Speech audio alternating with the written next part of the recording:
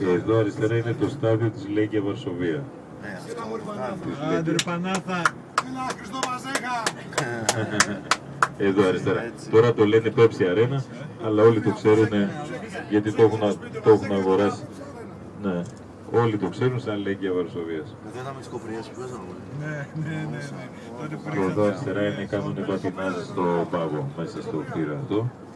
Και έξω βέβαια το χειμώνα εδώ πέφτει η θερμοκρασία στους -15 και παγώνουν όλες αυτές οι λιμνούλες που είδαμε και τα κανάλια, τα τεχνητά. Γίνονται παγοδρόμια. Δεξιά μας το ποτάμι και το στάδιο που θα πάμε το απόγευμα. Έτσι, το στάδιο είναι το μεγάλο αυτό στο Λίδι της Βαρσοβίας. Με 58.000 κόσμο παίρνει μέσα.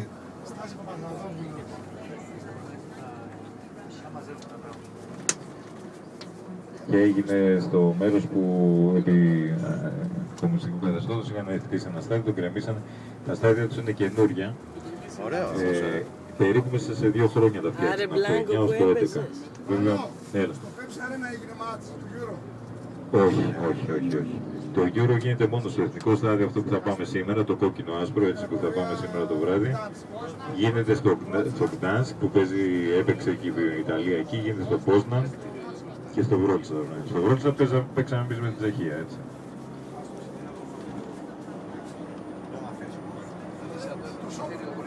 Εδώ αριστερά και μπροστά βλέπουμε άλλο ένα ωραίο παλάτι, η Κάστρο, έτσι που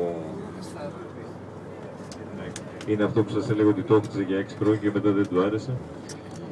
Εντάξει, τότε οι βασιλιάδες κάνανε Και μετά πολλά. Δουνουτού μετά.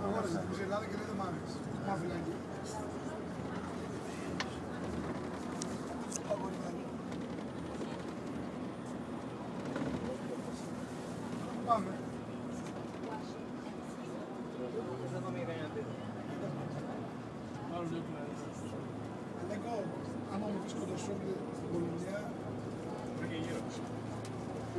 Όχι γύρω. Θες κοντοσόπλης. Ή εξωγικό. Εδώ είμαστε στο μεγάλο άξονα Ανατολής Δύσης της πόλης, που είναι αυτοκινητόδρομος, γιατί βλέπετε έχει ανισόπεδες παντού, δεν έχει φανάρια κτλ. Αλλά είναι μέσα στην πόλη της Βαρσοβίας αυτός ο δρόμος που πάμε τώρα και πίσω μας είναι και πέρα από το ποτάμι, στην άλλη όχθη, είναι το πιο υποβαθμισμένο κομμάτι της Βαρσοβίας, μια περιοχή που λέγεται Πράγκα. Και εκεί όχι τώρα, είχε όμως αρκετή, είχε κλιματικότητα. Θυμάται πόσο πάει το μέτρο και θα σου πω σε 10 χρόνια. Θα ανέβω.